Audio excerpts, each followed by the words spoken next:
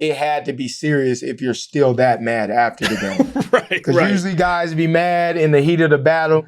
You're going to say your little 2 cents. He going to say his. Guy's going to be like, man, meet me in the back. They're going to say all that. Then when you get in the back, there's no action that ever really happens.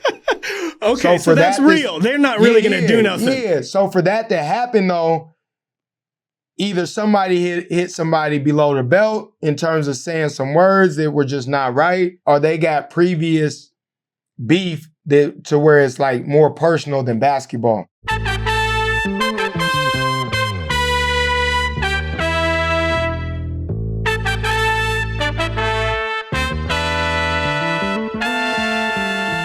Welcome back to Point Game. Hope everyone's having a great New Year so far. Me and IT haven't talked in a minute. Took some time off for the holidays. Got some family time. I'm excited to catch up with him. We're going to be talking some big news that we haven't touched yet. Of course, Trae Young to the Wizards. Also, Dennis Schroder and Luka beef happening the other night. Would love to hear what IT has to say about that. And then we saw on Instagram a big trip to the DR, the Dominican Republic. So I'm just excited to get back to this Point Game. We're back here, 2026. IT. First of all, how was your holidays? How was your New Year's? Let's catch up a little bit. Holidays was good, man. Just spending time with the family, which is most important. Seeing family that you don't see all the time as well. And then the New Year has been good. Just busy with the kids stuff, family things as usual. As you know, my oldest is in high school, so he's been having high school basketball games that's been going pretty well. Then I coach my youngest son in middle school, AAU, 8th grade, 14U. So, you know, it's a full-time grind on my end. And then we got our young 7-year-old daughter that just started basketball this last weekend. So, oh wow. You know, it's a full court press in the Thomas home. You're a dad, a trainer, a coach. All of that. You're a teammate. And I'm still trying to play. It's like, and I still got to work on my game too. So, you know, it's a full-time thing for sure. I see those 5 a.m., 6 a.m. staying ready in the weight room. That's awesome to see. Well, and also too, the parent stuff, it's crazy. People are like, oh, the holidays are here. And I'm just like, man, daycare is closed. School's like, that's when parents have to work harder in this time. For sure. You don't got the little time you have when you got the school, hours, you got a few hours to yourself. You know, that break is like, they ain't going nowhere. So I was living in the gym during the break because that was the only thing we can do as a family like that. So it was definitely a good time. I'm happy the kids are back in school. Now it's time to really get right. I'm looking forward to that time when you can combine hanging with your kids and also being in the gym. I mean, obviously we talked about it. That's it was like, oh, let's go hang out, but also let's get some shots up. I'm taking my son to the Harlem Globetrotters this Saturday, and then also on Sunday we're going to a G League game, the Noblesville Boom. So it's dope. I'm just trying to expose him to every aspect of the game. So see, look, I can't wait till our Sonics come back, so then I can take my kids. Obviously, they'll be a little older, but I take my kids to a Sonics game. You know, we need our Sonics back in Seattle. Man, you're going to be involved with that team in some way. Oh, yeah. I know it's going to happen. Gotta be. Okay, so I wanted to talk about it. I mentioned it earlier. You just got back from an awesome trip, from what it looked like on Instagram, to the Dominican Republic. Tell us, what were you over there for? Give us some highlights. Like, it just looked really cool, so would love some context there. Man, it was an amazing experience. First and foremost, shout out to one of my good close friends, Julio Rodriguez of the Seattle Mariners. He invited me to come out for the experience, to come to his city that he was born and raised in. He had renovated a whole baseball park, baseball field. I think it was like $1 million worth of renovations. It was like the dopest thing that I've seen. Like, obviously, you know, basketball players do courts in their hometown, whether it be indoor gyms, outdoor courts. But to see this field and where it was years ago, how it was last year, he showed me pictures to this year.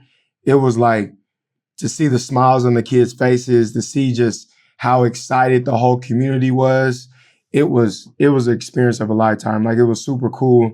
Then to just see like who the guys he brought out, all his Dominican homies that are in the major leagues. Oh yeah. Superstar, Vladdy Guerrero, Tatis. They had Juan Soto. They had so much crazy stars, and they played a game. Like they played a little charity game for the kids and for the fans and the community. So it was a packed house. And then the next day, we did a basketball clinic. So that was why I was there as well. So we did a basketball clinic. Oh, that's great. We played a little celebrity basketball game in his hometown as well. And then we had a few days to just kick it and relax and enjoy the whole everything that the Dominican Republic had to offer. So like I said, shout out to my guy, Julio. It was a dope experience. I got to make it an annual thing to go out there. I got to take my kids out there next time because my kids wanted to go. But it was super cool. Like to even see those superstar type guys in one place. Like you see that every now and then. I think the culture in Seattle, we got that where we're always together, whether we're at each and every guy's community event or we're playing open gym and all the NBA guys are together. But to see that in a different culture, to see that in a different sport, that was amazing. Like to see them kids that excited to see them superstars like all in one place. That's gotta be wild. Like it made me feel like a kid again. Like because I was over there asking for pictures and autographs as well. So it was definitely a super cool moment, not only for myself but for the whole community in his hometown. So shout out to Julio. That's dope. I mean, that's just like a really cool way to give back to the game, give back to your hometown. But like even just putting ourselves in the shoes of like when we were kids and like you said, the Dominican Republic, like to see all those stars in one place, you don't know like what sort of like impact, it might have on the next Juan Soto, next Julio Rodriguez. Yeah. Like these kids, you give back to the game, you give back to your hometown like that and show them like you guys are real people, real athletes who did it. Stuff like that means a lot. So, it means cool. So much. Like it made me feel like a kid again, just experience like me seeing my first NBA player, how that just like changed the direction of my vision of what I wanted to do, my goals. So like for them kids to interact, high five those superstar guys that they really probably only see on TV, I know that changed one kid's life. I know that changed one kid's imagination or changed one kid's dreams of like, dang, I can really be that. He came from where I'm at right now and he's coming back and giving back. It only makes things like that much more realistic for kids because that's what happened to me as a young guy coming up. Do you remember the first NBA player you saw in person or as a kid that you remember like, wow, that NBA players are real? Nate McMillan, my first time seeing him, Nate McMillan, who is an assistant coach for the Los Angeles Lakers right now. Yep. I think he's 10 plus years in the NBA. Blazers legend. Obviously, he's a coach in the NBA for the last 20, 25 years. So when I was in 5th grade, I played against his son one time in Seattle. I remember him walking in the gym. And this is when I think he was playing for the Sonics or he might be one of his first years being the head coach. It was something like that. Mm-hmm. But to see him walk in the gym, and I obviously knew who Nate McMillan was, that changed everything. I tried to play good just because he was watching, even though it was playing against his son. So then when I leave the game, I see him get in his car. He had a G-Wagon, all black G-Wagon, and his license plate said Mac 10 on it. Oh. So like I always remember that. That changed everything for me. I think he even dabbed me up too and like told me something. And then from that point on, like, obviously he was in Seattle, so I run into him every now and then. And then later in life, me and his son end up playing high school AAU together. So I end up building a relationship with Nate McMillan and going to Sonics games and going to Portland games just because, he was the head coach. And then even fast forward after that, when I was working out for the NBA draft, I worked out for the Blazers and I had a real sit down with Nate McMillan. So like, wow, that full was circle. Like full circle moment. And he even remembers those moments because I used to stay at his house every now and then too when we was in high school. So like that moment changed my life as a 4th and 5th grader. And then it just made things happen down the line where I was obviously interacting with him and other NBA players down the line once I got older, but that was the start of it for sure. That's great. Okay, one more question about the trip. Did you, because it was a baseball event you said, did you get up to bat at all? Nah, I'm not going to. It was too many cameras right there. I know they wanted me to. They was begging me. I'm like, this is y'all's field. I'm going to keep it to y'all. They came here to see y'all. They didn't come here to see me. Yeah. So maybe next time, but that was the first time I had a bat in my hand in a minute. So I ain't got no pride. I'm going to always just be like, man, I'm going to do what's best for the people watching. They didn't want to see that. Yeah, well, they had to wait for the hooping event. That's when That's what I'm saying. Yeah. I was live and direct with the hooping event for sure. Okay, let's talk about big news that happened in the NBA. Super curious because we talk about all the point guards in the league, and a big shift, big trade happened. Trae Young to the Wizards, of course, for C.J. McCollum, Corey Kispert. What were your reactions when you saw that go down? We knew that it was a possibility. He has a big contract extension coming up. How do you think this is going to play out with the moves that happened for both Atlanta and Washington? I mean, to answer your first question, I wasn't surprised by the trade, obviously. Mm-hmm. We heard rumblings of that.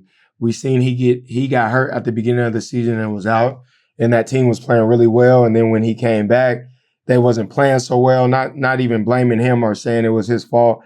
But the dynamic over there was changing. And you can see it if you're a fan of the game, you watch the game of basketball, you can see it.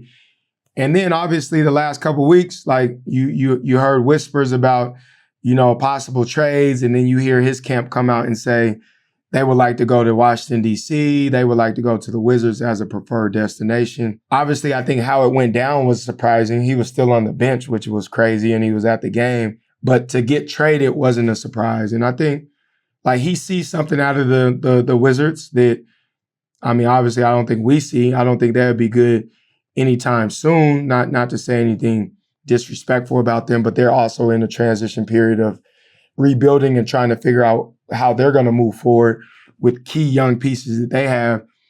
But I'm excited to see the Atlanta Hawks as well. Like C.J. McCollum is a big pickup, and Kispert is a big pickup as well, who is a Washington native.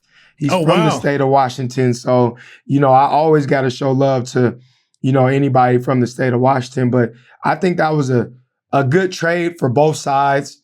Washington didn't give up a lot. Like they gave up a C.J. McCollum, who was towards the end of his career. They gave up a really dynamic shooter. But like for the Wizards to get a superstar in Trae Young, and you didn't have to give up too much, especially any really young pieces, I think it was a win-win for both squads. Like obviously, Trae Young doesn't put them in championship contention right now, but he's going to put people in the seats. He's going to be exciting. I think he's going to bring a new energy to that city that they haven't had in a few years. And then I think the Atlanta Hawks with C.J. McCollum he's an ultimate professional that's still got a lot of game left in his tank. And I think they need older guys to give them structure, to give them professionalism on how to do things each and every day. And I think that is a big part of why they reached out and got C.J. McCollum. Well, so, it's interesting. I think that's well said I think Trae Young, he is a superstar, and Washington hasn't had a superstar like that in name and also talent on the floor. Yeah. I think Atlanta, they just were, he was getting hurt a lot. So for them to go, this big contract is coming up this summer, like, do we commit to this guy? And I think both sides were sort of uneasy about that as well. Like, is Trae, wasting his time? Are they making the moves for him? And I think him going to Washington and them, making that move is a signal like, okay, like let's build around you. And I think that was super interesting. And I think Atlanta, there's some rumors that, potentially going after AD, who kind of in a similar way of like absolute superstar. Is he worth the money, of the max contract? So I guess what I'm leading up to is like, what do you think the next moves are? Because these aren't the only moves, and expecting these teams to, be contenders. Like, what are some of the next moves that you think Washington could or should make? And same with the Hawks. Of like, the Hawks know they got that good young core, and maybe, getting rid of Trae, it kind of shows that faith in that young core. Maybe they're a guy or two away. So like, what as a GM, put yourself in the GM position, what would you do next for both the Hawks and the Wizards? I think with the Wizards, like you got to somehow get a free agent. Like you got to get a star type free agent to decide to come to DC. Mm-hmm. And then you got to work through the draft as well. Like that's going to be a big piece. I think you got somebody in Middleton who can be trade bait, who can be a vet presence on a contending team, who's won a championship already, who has championship experience. I think that's where you got some value there, because a championship team will want a guy like Chris Middleton. So I think you got to do it through free agency, through Middleton's contract, and also through the draft. But that's going to take some years. Like, that's going to take a couple years for them to be in contention if they do go that direction.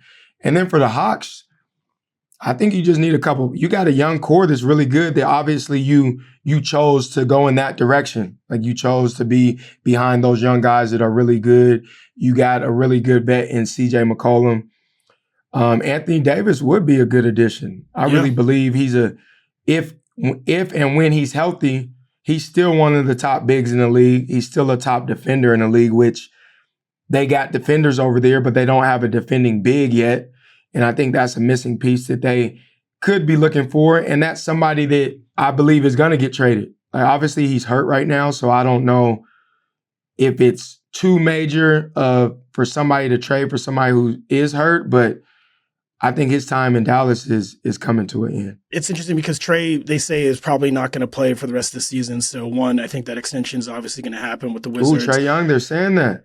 That's why I read, he's still, I don't know if you put him on ice, and kind of not silently tank, you're tanking, You're tanking. Yeah, you're tanking. Even if he was 100% healthy, and what is that going to do for you? Exactly. Like, on the business side or on the future side, that's not, like, say if you win 10 games in a row, that's not changing anything. So if they are going to sit him and they are going to rest him I think that's a smart decision moving forward, because you have nothing to gain in terms of him playing and him doing well and him putting people in the seats or whatever the case may be. So I understand if they do go that direction. Yeah, and if they, end up with the number 1 pick, getting to Bansa, and then you got some other older guys going, these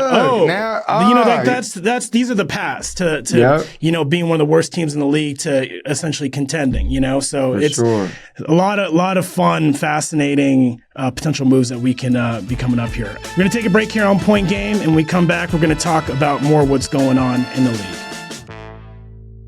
Welcome back to Point Game. Now, Trae got moved. That was another name we were all sort of waiting for. The other name, which was super interesting, nothing has happened yet, but the Memphis Grizzlies have opened it up and made Ja Morant available. Now, we kind of saw this in the making. My question is, and I've been talking with all my friends in the group text, like, Ja's, I think, a top 10, top 15 player in the league, exciting, still young. I don't know where he fits. He's going somewhere. You don't just make a player available. He's going somewhere. Where do you think, IT? Where does Ja Morant land here? And is it going to happen before the deadline? He's getting traded, for sure. Yeah. He's getting traded. I think he needs a change of scenery. I think Memphis needs a fresh start. So I'm all for him going somewhere else. But I'm just like you. Like, when I'm looking down the line of the 29 other teams, I'm like, where is he going? Unless it's like maybe Miami. It's like, but what does Miami give up? You know what I mean? Like, what do these teams give up? I don't know, it's but he's a lot. superstar, so it's like, go ahead and give up Hero. Go ahead and give up. You can give up Wiggins' contract. You got Mitchell over there. Obviously, you're gonna have to give up a big contract and some small pieces or some draft picks.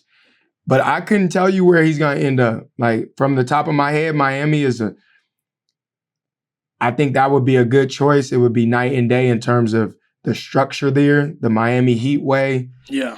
Holding guys accountable, doing things the right way. I don't know if it's a little too much structure, but I couldn't even answer that. That's a tough one, man. I'm going to have to, on the next, hopefully he's not traded by our next recording, bro. So I'm going to have to really tap in and think about that, because it's like, dang, that's a good one, bro. Because he's not like that guy. He's not like a Giannis, right? Who's won a championship already, who a team knows, we get him, we're in the finals. He's not that type yet, but his potential is crazy. And he's still Ja Morant. Like, at the end of the day, no matter the stupid stuff he's done, no matter like how he hasn't played that well this season, he's still he's still Ja Morant. So we're going to give him his flowers and his respect. I think the change of scenery will help. We just don't know where. That's what's tough about the NBA in today's game. Like, most teams got what they want, got what they need, but it's like, are you going to pass up on a Ja Morant? That's really a special player, but he does got some baggage to him as well that it makes you think twice. So I think you had said with like the trade thing of like the Wizards, they got him because he's going to put butts in the seat, and I think about, I saw just playing detective a little bit, but I think Brooklyn said that Michael Porter Jr. is for sure getting traded at the deadline, which is interesting because he's a good player, another Pacific Northwest guy. He's an amazing player, but I get it. I get why they would like, that's the most value you got right now. And his value's high right now. He's averaging, I think, 26 a game. Nobody thought he would be like this because of his back injury. So he's proved a lot of people wrong.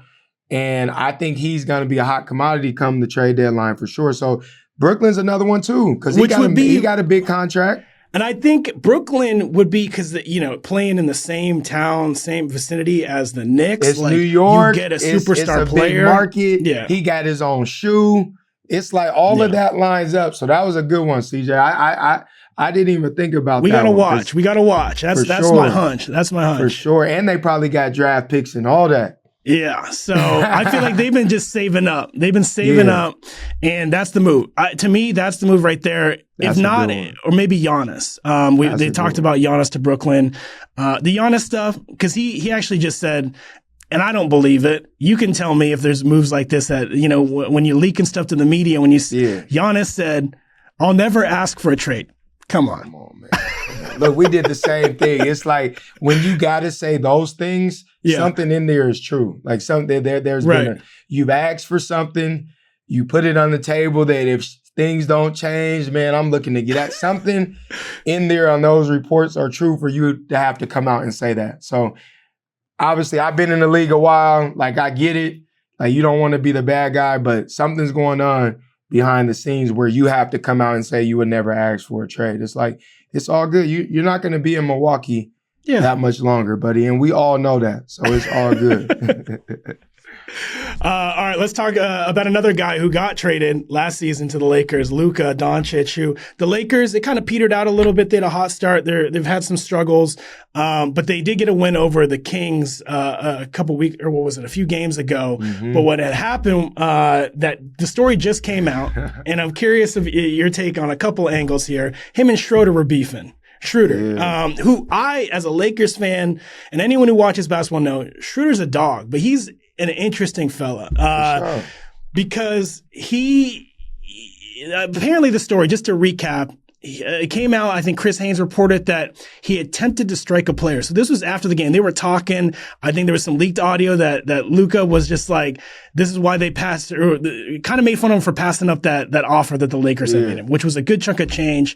Didn't happen. They brought him back or whatever, still didn't get that nice offer. Luka said something, and then it was later on in the locker room or just on the way to the cars that Schroder got in his face or something, had to be broken up. So I think Schroder got suspended, fined or whatever. I think $200,000 or something like that. What do you think about all this? Is that beef real? Like, what do you know about Dennis? And what do you know, I guess, even as Luka, the trash talker, like what's your take? I don't know, because it can go back years. Like, they are foreign, so they have been playing probably against each other, in the Olympics or all those tournaments that they have overseas. You just never know, because for it to say it happened 40 to 45 minutes after the game, it had to be serious if you're still that mad after the game. Because usually guys be mad in the heat of the battle. You're going to say your little 2 cents. He going to say his. Guy's going to be like, man, meet me in the back. They're going to say all that. Then when you get in the back, there's no action that ever really happens. Okay, so that's real. They're not really going to do nothing. Yeah, so for that to happen, though, either somebody hit somebody below the belt in terms of saying some words that were just not right. Talking about money. They got previous beef to where it's like more personal than basketball. So I be trying to put myself in everybody's shoes in terms of not like trying to jump the gun, but it's like for you to do that, it had to be really personal for whatever happened that long after the game. So with my interaction with Schroder, I've never seen that side of that. So we've got into it a few times, you know, battling, just competing, talking hoop stuff, get a little physical. And then I was the aggressor and there was no problems. And I'm not even saying it like I'm the toughest guy around. I'm just saying that incident happened with us to where we go to the back and there was none of that. And I'm not even, like I said, I'm not saying it like I'm the big bad wolf. I'm just saying it like from my experience with me and Schroder, we've got into it like that and it was nothing in the back. So for that to happen, yeah, something must have been said slick. I seen Luka was over there talking underneath his breath, so he probably said something that, you know, that really hurt the soul, or he said something personal. So, you know, maybe I can tap into my sources and get some more information, and then our next pod I might have something that, you know, groundbreaking news for you, CJ. Well, and I just want to kind of like cement here the rules of trash talking, and even like to the point of fighting in the league is like you keep it basketball. It's probably just going to be you guys getting each other's face. It's going to get broken up regardless, you know. But when you start talking about non-basketball stuff, that's when it's like it could get testy. Some fists might be thrown or whatever. What I always say, bro, because I told you, I'm one of the greatest. Like I'm one of the top dogs when it comes to trash talking. I grew up watching Gary Payton, going to the Sonics games. Right. So that's what I've always done my whole life. One thing I always say, I'm like, keep it hoop. Like let's talk hoop stuff throughout the whole game. I'm fine with doing that. But once we get somewhere other than hoop, like that's off limits, bro. Like don't talk nothing about no family. Don't talk nothing about whatever the case may be. Or are we just gonna take it there? And more times than not, more guys don't want to take it there because they're just not built like that. They're not cut like that. So like there's some words where you it's just a no-go. You know, the B word, you're not doing that one. Right. That's one we're not tolerating at all. So that's one guy saying that's just meet me in the back, bro. Since we're gonna go there, we're talking hoop stuff and you want to take it there. So we're just gonna meet in the back and talk like men because that's a place you shouldn't take it unless you really don't like nobody. If you don't like nobody, that B word's coming out of my mouth quick. Boom. Yeah. That's just trash talking. It don't matter. But if it's just hoop stuff, it's like, may the best man win, man. Let's continue to talk all game. Don't talk when you're up. Don't talk when you're having a good game. Let's talk from the beginning to the end and see where it takes us. And then now we go to the locker room and we're good. Like I ain't tripping, you ain't tripping. Well, what I hated here is, and maybe we don't know all the details, but Schroder was the only one who got fined $300,000. I think he got a few games suspended, but like he got 3 games. So that's what I'm saying. It had to be something to where, because there's been interactions in the back hallway. Like that's happened. That's not saying it's normal, but it happens, especially like playoff time and stuff. But you're never getting suspended for just people breaking things up or being in the middle of something. Yeah. So it had to be he threw something at him. He tried to swing or run out. It had to be something closer to some physical stuff for somebody to get suspended and nobody really see what was going on. And obviously other than the people that was there. So I'm kind of excited to see what's going on. I'm gonna hit my sources, CJ. I'm gonna hit my sources and see if I can find out really what happened. What happened after that game? IT bomb on this, man. I'm gonna hit my Sacramento sources and my Lakers sources just Look to at see, that. because there's gonna be 2 sides to it, but we'll just take the middle ground once we find out what happened. Well, and I think Luka has become this trash talker. I've never actually seen him fight. And so to me, do you consider that basketball IQ when, you know, you're John, you're trash talking and you're the one who's coming out on top? Because there was no fine, there was no suspension. You're doing something to where it's hurting their soul. I don't know what you're doing, but he's definitely a trash talker and he might be hitting them low. I don't know. Because that's tough for them to not even get into like a physical altercation in the game. Because I don't think in the game they got into like where somebody hard fouled each other. Yeah. They was really just talking back and forth. So just from my experience, there could be some some past stuff that's happened before. All right, hit those sources. Keep listening. I got you. We're gonna get the info, the real info from someone who's played in Sacramento and Los Angeles. We're gonna get it from IT here on Point Game. All right, we're going to take another break and we're going to come back. We're going to talk referees, Bill Kennedy, his injury, and then also we're going to get a no days off from Isaiah Thomas, talk about who deserves love out there and get their flowers. We'll be back on Point Game. All right, we're back here on Point Game. Now, we don't usually talk about injuries because it's a sad part of the game here, but we did want to show some love and talk about Bill Kennedy, who people who watch the game, they might know him because he puts on performances during the reviews. After reviewing the play, the out of bounds that was called correctly due to the fact that there was no illegal contact by the defender, resulting in Philadelphia ball at midcourt. The coach's challenge is unsuccessful. Can he do audiobooks? He's like really playful and all that stuff. So he actually, I think he tore hamstring and he's out a bunch. But Isaiah, you played in the league. You know, you've been close. Like, how grueling of a job is being a referee? Because like they got to run up and down the court with you guys. So I feel like people don't know the reality of what it's like to be a referee. Yeah, one of the hardest jobs in the world. Obviously, while you're playing, you don't like none of the refs because you feel like they're against you, but you got to give the respect to what they do and their craft. They're professionals. So shout out to them. And then, like you said, you got to be in shape. That's a long game, 48-minute game, up and down. You're running too. So it's all respect to the refs, man. They got one of the toughest jobs in sports. But not only that, like it's a super grind for them. They're traveling. They got back-to-backs. So they got a real player schedule for sure. So shout out to all the refs, especially the NBA refs. Bill Kennedy, he's on the injured reserve right now, so he got to be on his slow grind and getting back. He got to get his hamstring right. So shout out to Bill Kennedy, one of the best refs in the game for sure. Yeah, Bill's obviously a name, like, and obviously there's refs like Scott Foster, who we just saw the other night. He ejected Jason Kidd for doing Jason Kidd things, you know, like, I guess, you know, there was obviously like the Chris Paul versus Scott Foster. Anytime we see like a Scott Foster ref in Game 6, it's like, oh, we're getting to Game 7. What are some of your like top ref conspiracy theories, or what's your like overall relationship?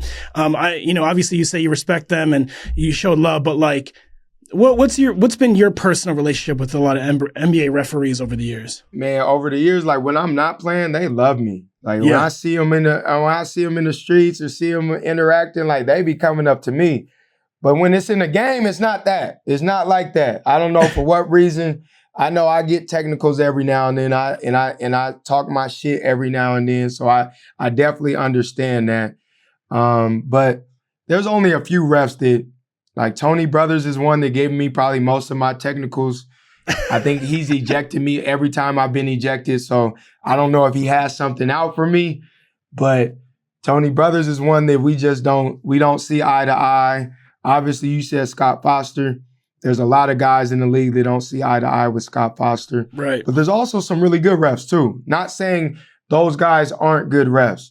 We just had our interactions that haven't been so good. So not to put anything negative out there against those refs, but there are some really good refs. Big Kevin, I forgot his last name. He's a good ref. Zach Zarba is a good ref. Like, you do build those relationships with refs throughout the years of you playing, because at the end of the day, like, you need those guys to be on your side. Not saying like they're gonna help you out here and there, but like you need those guys you need to be cordial with those guys because it's a respect factor more times than not. Yeah, that's cool. That the good refs you almost never hear about because they're not. No, you ain't gonna hear about the good ones, but there are some really good ones that really have good conversation before the games, be action about your family, things like that. So shout out to the good refs, the ones that are, excuse my language, that are assholes and they know who they are. It's like, you ain't got to be like that, fam. You don't. Is there We any still sort rock of, with you. is there any sort of strategy? And I guess it's not for like a player like you, but for like maybe even like Rasheed Wallace back in the day, or like Draymond now. Like, hey, I'm gonna go over and say hello to the ref before this game, and maybe they're gonna call the game a little bit more in my favor, or look away a couple of times. You think that, but for those two guys, hell no. Those names, Rasheed Wallace, Draymond Green, it don't matter. You could be giving these refs Christmas presents, Christmas cards. You could be doing all of that. They don't like them two at all. Nah, there's certain guys that the refs ain't messing with, and you know who those guys are. That's crazy. I've read some stuff about Rasheed and stuff like where I genuinely go, man, that ref didn't like him and maybe did, sway some games. So obviously that's a whole nother podcast. When you think about it, guys are human too. The refs are human too. So there's real beef, there's personal beef, there's all of that. Obviously it shouldn't be. Right. The refs are human. They got real feelings. There's some things said on the court to the refs that are unacceptable. And you understand why refs have a quick trigger at times. There's this other guy who actually came up the other night in a press conference, Tari Eason, and actually it's a lead up into our no days off here, who has just been going off and is actually, I feel like he's ahead of like LeBron in all-star voting. So I think the people are starting to know about him, at least internationally. But the other night he actually scored 13 of 15 from the line, and Tari Eason, said it was Zebras, sent him to the line. So our no days off for today is for this episode is Deni Advija. Apologies if I didn't get his last name right. He's got to be he's going to become more of a household name, and I promise to respect and get that name right. But Deni is our no days off. What are you thinking about Deni? Shout out to Deni, bro. He's been hooping. No matter how good or bad the Portland Trailblazers have been, he's been a positive light in their season. And I think Deni's averaging up like 26 points a game. So, man, he's doing his thing. So, shout out to him, bro. Keep doing it. Like, he's on the verge of obviously being in consideration for All-Star, but when you're in that role, you got to kind of win a little more. But like I told you earlier, for a defensive guy in Tari Eason, which is a Seattle native, shout out to Tari. I rock with all my Washington guys, so big shout out to him. He's having a good season as well. But to any of the top defenders in the league, when they go to the media and say a guy is getting helped by refs, that's when you know you're one of them good offensive players. When you know that's a defensive guy giving you your respect. Yep. Even though it doesn't sound like it, he's throwing shade a little bit, saying you're getting help from the refs. Every defensive guy who says that about an offensive guy, that offensive guy is someone that's really good. And it gets a call here and there just because offensively he's on that level. So, shout out to Deni on winning our no days off for this week. Keep doing your thing. Stay on your slow grind. I might have to pop out to a Blazers game just to see it in real life, in real time. Also, shout out to Tari Eason. Keep doing your thing, bro. But you can't, come on, we got to give him his flowers. He did his thing. Yeah, he might have got a few calls on you, but, to each his own, bro. It's all love. Well, Deni had the perfect response, and I feel like James Harden had this, SGA has it. But, he was like, it made me laugh when Tari said it, because Deni said he drives the most in the league. He's very physical and he doesn't shy away from contact. He is that guy who he benefits from the bump when he drives, Yeah. So of course he's going to get those calls. Of course he's going to go to the line. So I just love it. It's part of his game. And I think now the whole league's about to know it. He's going to be an all-star and he's going to go to the line. He's going to get his buckets there and he's going to get his buckets any way he wants it. So just like vice versa, defensive guys, they don't call all the fouls on those type of guys, even though they could be obvious fouls, but if you're one of the top defenders, they kind of give you that every now and then. So, to each his own. Both sides of the floor. Shout out to both guys, but shout out to our no days off winner, Deni. Keep doing your thing. Shout out, Deni. Okay, this is the end of point game. It's the first episode of 2026, so I did want to part on this episode. I want to ask you, IT, do you have any New Year's resolutions before we go? New Year's resolutions, man. My New Year's resolution for 2026 is just be a better overall person, be a better husband, better father. Like, I know that sounds so cliche, but I just, as I get older, I want to be a better son to my parents. I want to just be better in any aspect. I know that, like I said, that sounds cliche, but I want to do right, do better, be in a great, positive energy, positive space throughout the whole year. You know, there's ups and downs throughout the whole year. So I want to be able to control what I can. And obviously, you know, talk my shit on the podcast, man. Like I want to be able to, you know, make sure this is bigger and better than anything out there, man. So obviously I'm going to stay on my slow grind on and off the court. If any of the teams is watching, man, I'm still ready. 10 days is starting soon. So, you know, you never know, man. Sign me to a 10-day. I can help out. But overall, I want to be better at everything, man. I want to be locked in life, bro, and just help out others, man, put smiles on people's faces and make a real impact, bro. What about yourself? What about yourself, CJ? Man, it always goes back to being a good father and good husband. I think for that, to me, it means I got to be more present. You know, I'm like, of course, you know, addicted to the work, trying to be better, you know, as an employee, as a founder, and like, you know, doing stuff in this media game. But it is like, at the end of the day, my kids don't care about that. My wife doesn't care about that. Of course, it can lead to like paying bills easier and all that stuff. Yeah. But my kids are only gonna be 3 and you know, little babies for so long. You know that. So I just gotta remember, life ain't happening on the phone. Life is not happening, you know, You're right. Watching TV, you know. So even like physical, I've been in the gym. Come on, man. You're on your slow grind, baby. Let's get it. That's what I was saying. I brought up earlier. I saw your Instagram stories. I'm like, IT's in the gym. I'm going to get in the gym. My workout's different, but it's good though. It's all the same, man. It's all the same when you really think about it. Yeah. So getting better just like you. So we appreciate you, everyone listening to this. We're just heating up here on Point Game, and we're presented by Slow Grind, Follow Through, iHeart, DraftKings. We appreciate you guys. Tap in with us on social. We'll be back here next week with another episode of Point Game. Let's do it.